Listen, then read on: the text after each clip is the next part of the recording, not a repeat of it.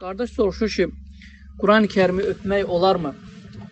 Sözsüz ki, Allah Subhanahu Teala'nın kəlamına təzim etmək, onu hər zaman üstün tutmaq, onun içindəkilərə hörmət etmək və bu Allahın sözü olaraq bu kitaba yanaşmaq böyük bir savabdır və böyük bir əcirdir. Və bu elə bir kitabdır ki, Allah Teala bu kitabla danışıb. Bu elə bir kitabdır ki, yəni Quran-ı Kərim aləmlərə rəhmət olaraq insanların düz yolda olması üçün Allah tərəfindən, Allah Subhanahu Teala tərəfindən göndərilib.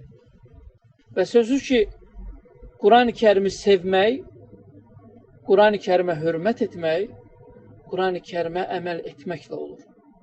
Rasulullah sallallahu aleyhi və səlləmin sünnəsinə, yoluna əməl etməklə olur.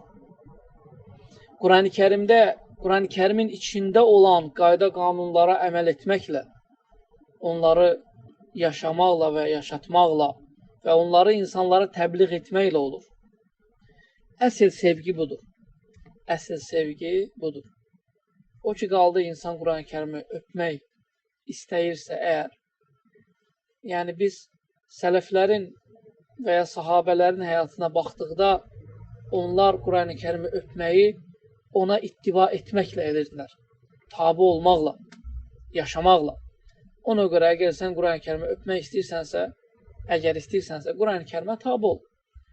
Quran-ı Kərimin əmrlərinə tabi ol. Bu daha üstündür.